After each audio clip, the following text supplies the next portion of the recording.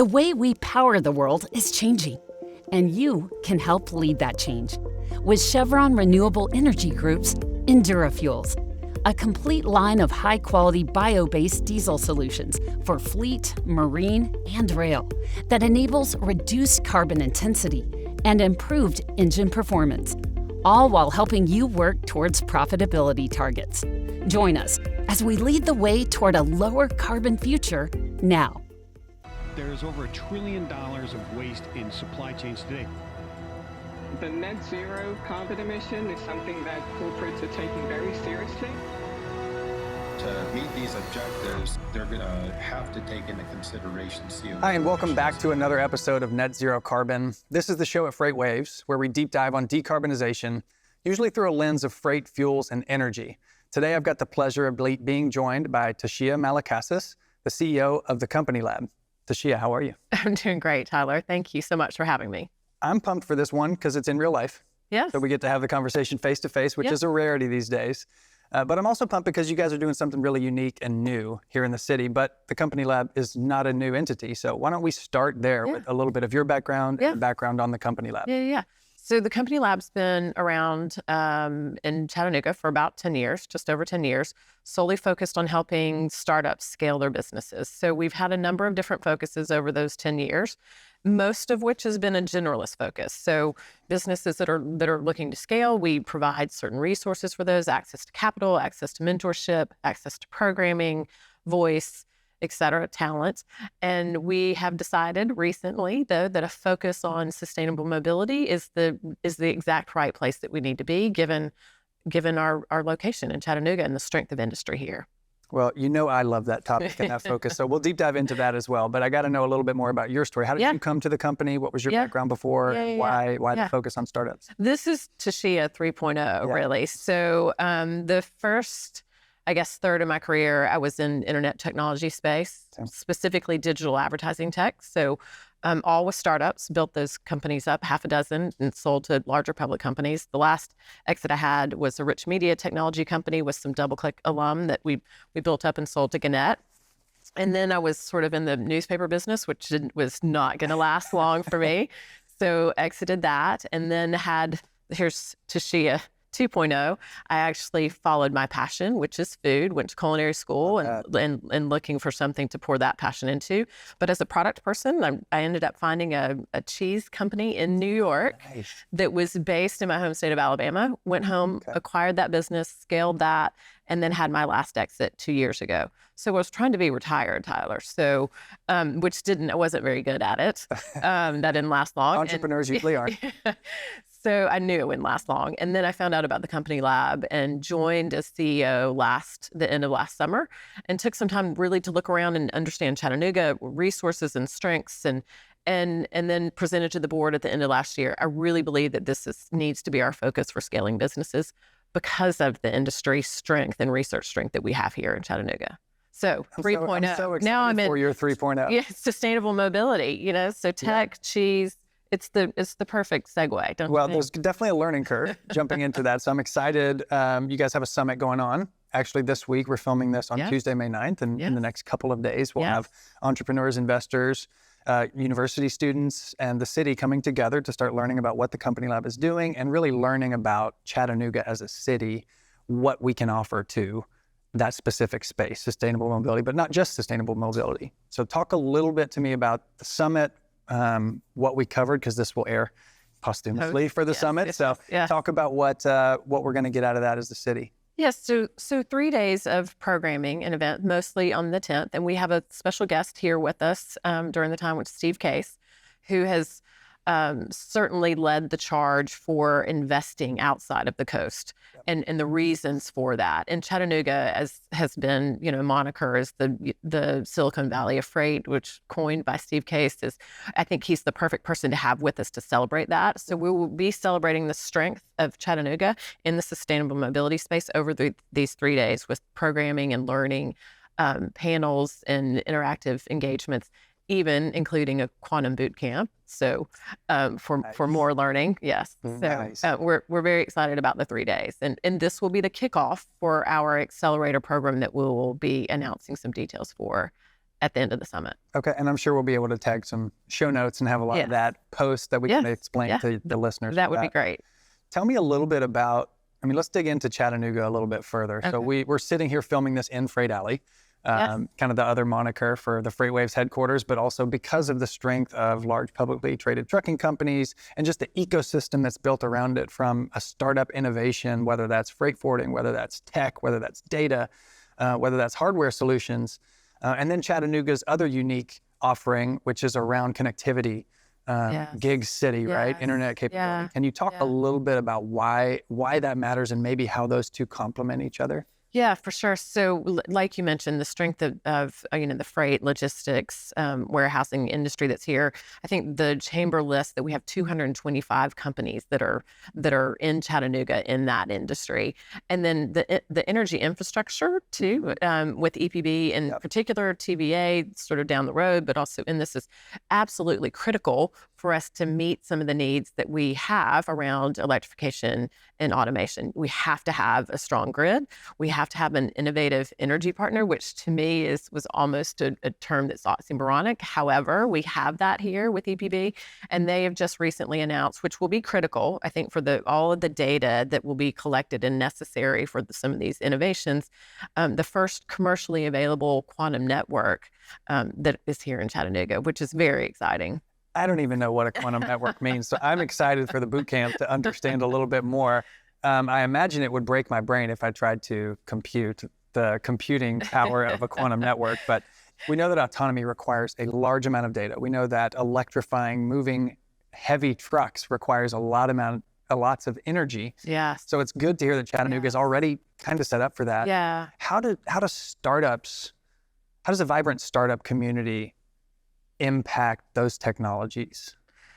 I think it's so critical that we have startups here that have a place to further their innovations. So not just in terms of having access to the strength of industry on freight and logistics, and we mentioned the grid and the electrification and the data side of that with our energy partners, but we have also the strength of research here as well. So UTC has their Center for Urban Informatics and Progress has one of the only urban test beds for connected autonomous vehicles in the country, and the only city in the nation with a smart corridor, which is in an urban setting. So set up for and offered for startups to be able to test those innovations against that. So unique test beds that don't exist anywhere else in the world.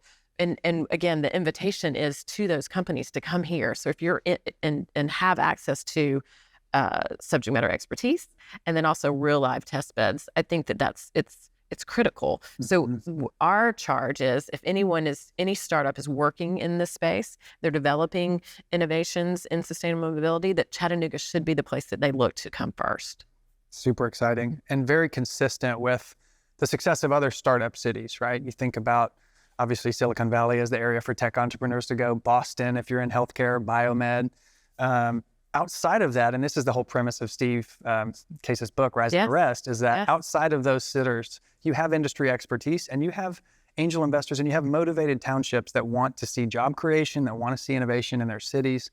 And you need all of those pieces for those to grow.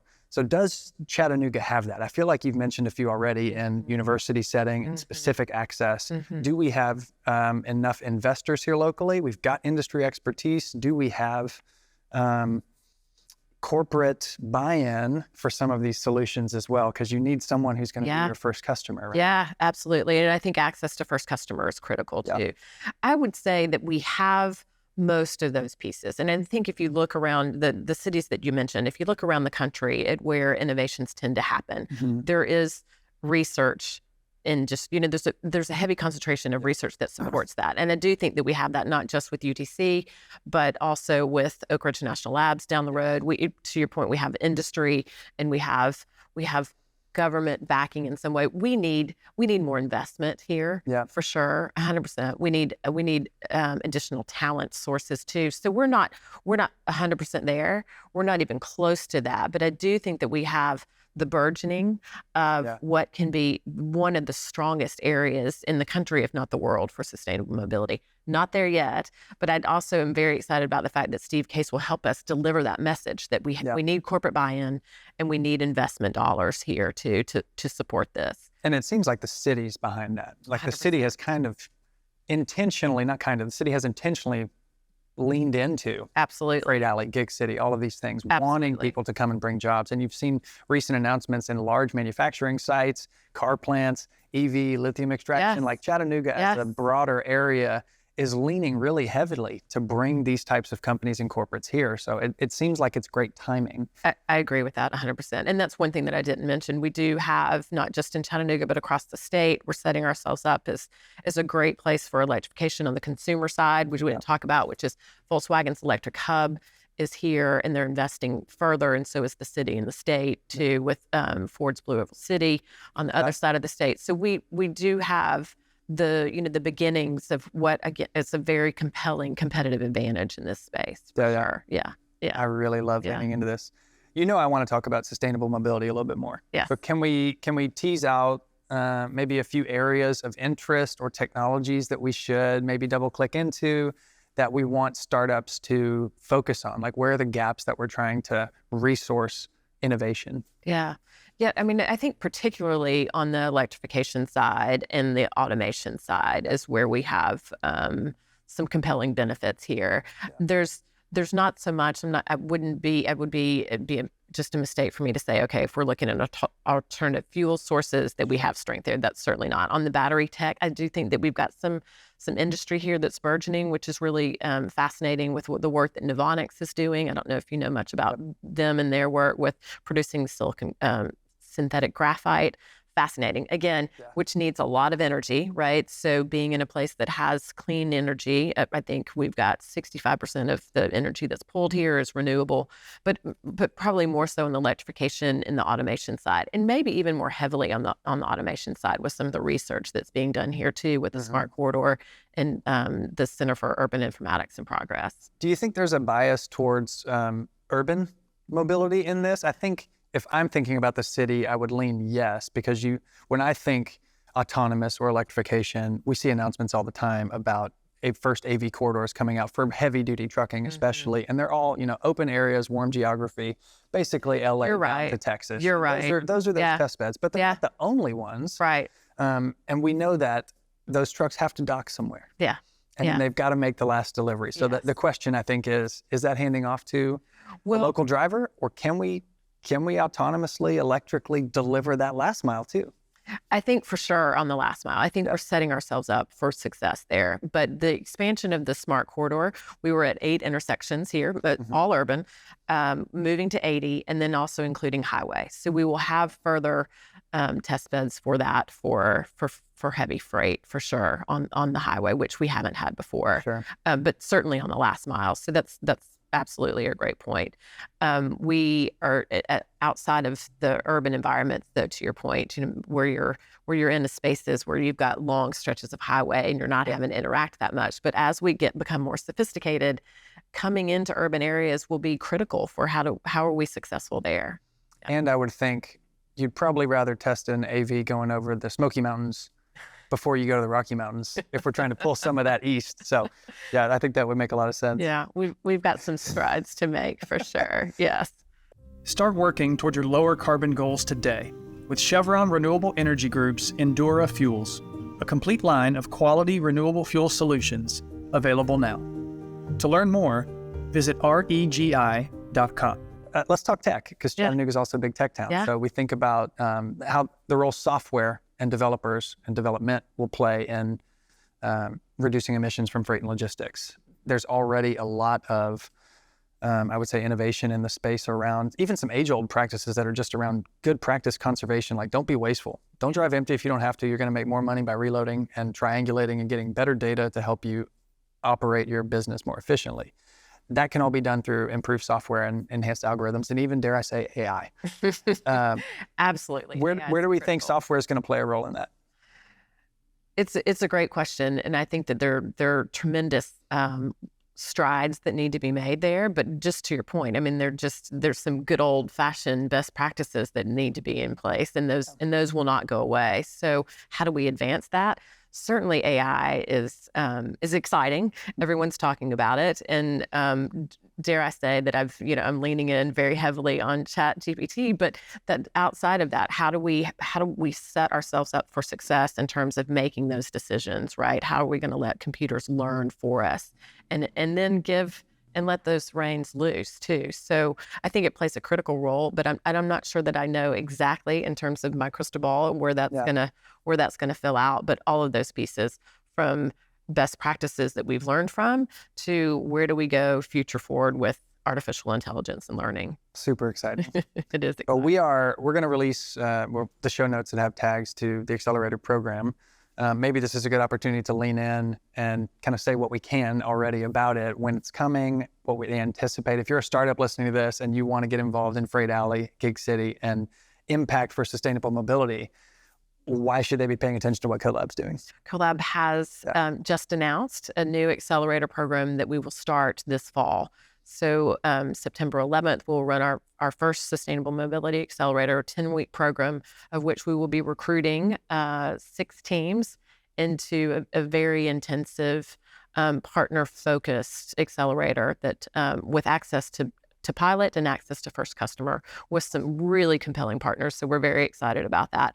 Applications have opened on May the 10th. So we're ready to start looking at applications and that recruitment process and selection. It's super exciting. I can't wait to follow along. And we'll put this in the show notes, but the website where people can learn more about that is COLAB.co, okay. COLAB.co. Perfect. That is so exciting. It's really exciting to hear that this is happening with CO.LAB.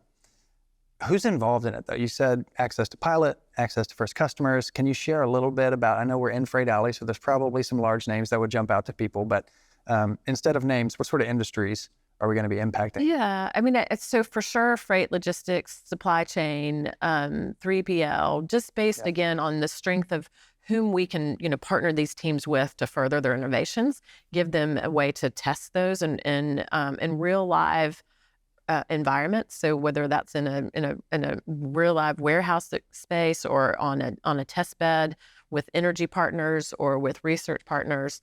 So certainly those areas, but even on the consumer side, consumer electrification advancements, artificial intelligence, and even in the quantum space. So again, we talked a little bit about this, but what will be needed in order to process the immense amounts of data that automation is coming, we will need that. So working in tandem with the quantum network and some of the test beds and our industry partners, we'll be able to give startups access to really not just test in a lab, not theoretical, but in real world environments. Is the application scaling? Can it scale? Is it something that consumers will buy? And then how do I then get one of the world's best customers to say, yes, I'm willing to partner with that, which is critical for a startup. That's always the gap, is finding enterprise connectivity where you can actually not just prove the concept, but find that first customer that can help it scale. Absolutely. Will that be kind of a natural progression for these firms? So I'm assuming these are not idea university rounds, that these are some established companies that either have a first customer or have some form of pilot or MVP. And the expectation coming out of this accelerator after those connections would be scaling the technology, moving through those maybe earlier fundraising rounds to help drive some scale. You're exactly right. So we're not on the ideation side, or on the the IP side, but we were looking for teams that are post revenue or an imminent path to revenue, have an MVP and a team in place. So a little bit different in terms of size and scale and where they are in readiness, and that the resources that we have will help them get to that next level. And then they're graduating out and they're on their way, hopefully staying in Chattanooga. Yes. We'll be casting a pretty wide net, national, if not international, for companies to come here. And again, I think the reasons are pretty compelling of why they should. Yeah. Absolutely. Yeah. This is so exciting. We're thrilled. I geek out on sustainable mobility, and I'm looking forward to the summit over the next couple of days. I'm sure we'll learn a lot and have a lot to share. I'm so glad you're here with us. Well, thank Tyler. you. Thank you.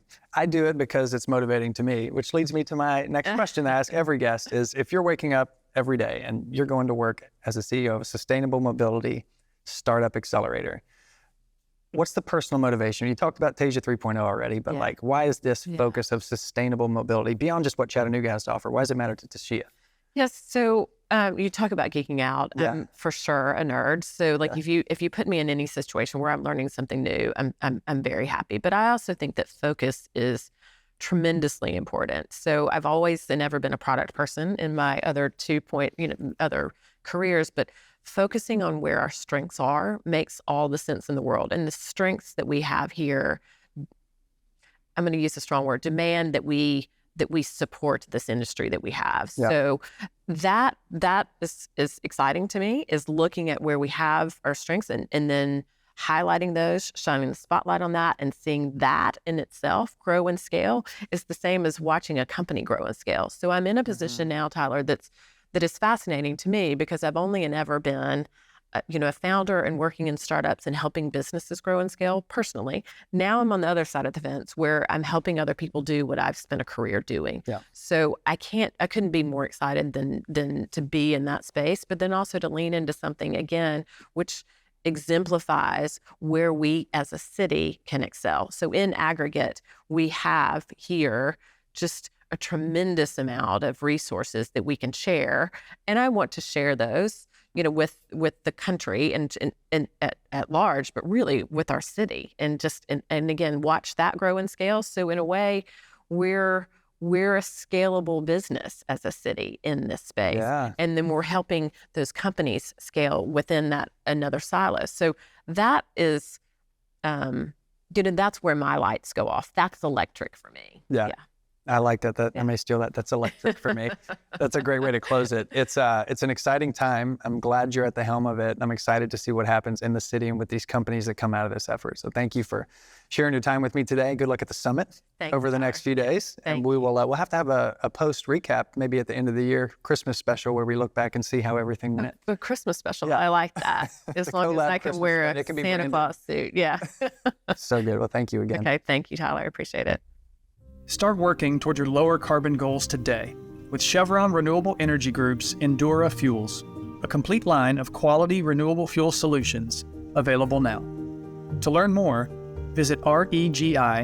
$1 billion of waste in supply chains today. The net zero carbon emission is something that corporates are taking very seriously.